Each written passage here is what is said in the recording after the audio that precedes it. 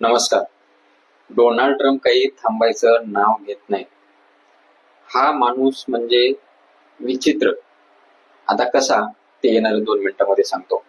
युद्धविराम दोन्ही देशाकडनं सहमतीनं 2 आठवड्यासाठी.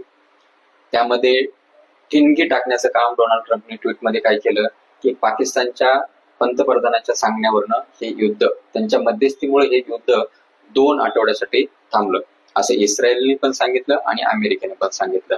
नंबर 1, याचा भारताला कसा तोटा आहे हे मी तुम्हाला सांगतो. भारताला तोटा आहे म्हणण्यापेक्षा कुठेतरी भारताला हे त्या 2 देशाला दाखवून द्यायचं आहे की भारत जरी मदत नाही पडला किंवा मध्यस्थी नाही झाला तरी पाकिस्तान सक्षम आहे असं त्यांना दाखवायचं होतं. त्यामुळे हे नंबर 1. नंबर 2, आता इराणला ज्यांनी मदत केली डायरेक्ट किंवा इनडायरेक्ट, अशा सर्वांवरती इमिजिएट 50% टेरिफ लागू होणार.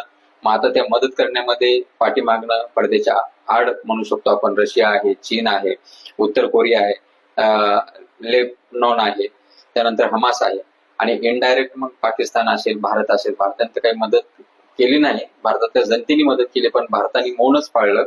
आता ते का मौन पाळलं हे सांगणं कठीण आहे, कारण भारताचाही जवळचा मित्र होता इराण, पण भारत सरकारने यावरती कोणतीही टिप्पणी किंवा समर्थन दर्शवलं नाही, म्हणजे तटस्थ भूमिकाच घेतली. काय घेतली आता तुम्हीच कमेंटमध्ये सांगा.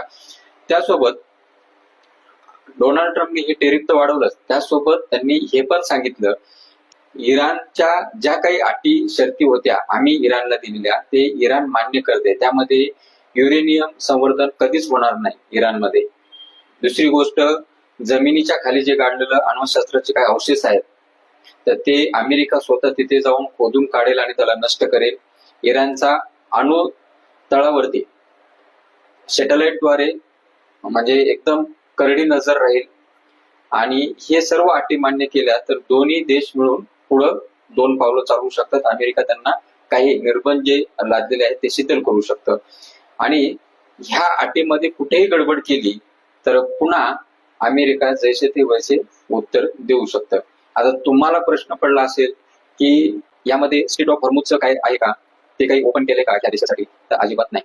स्ट्रेट ऑफ हॉर्मुझची जी स्थिती आहे जैसे ते वैसे आहे, पण इराणचे काही मित्र देश किंवा सहकारी देश असतील त्यांच्यासाठी हे शीतल होऊ शकतं. पण त्याबद्दलची अजून तरी कोणती बातमी नाही की अमेरिका इराण संबंधित देश किंवा त्यांचे जे काही जहाज असतील ते तिथून जाऊ देतील किंवा तिथून त्यांना आयात काही गोष्टी करता येतील किंवा निर्यात करता येतील, असं तरी सध्या अजून न्यूज नाही. आता हे टेरिफची सर्वात महत्वाची आणि मोठी घोषणा डोनाल्ड ट्रम्प यांनी केलेली आहे. पुन्हा एकदा काही देशाला त्यांनी संकटामध्ये टाकलेला आहे. येणाऱ्या काळामध्ये हे कळणार आहे की अजून याच्यावरती काही स्टेटमेंट येईल का.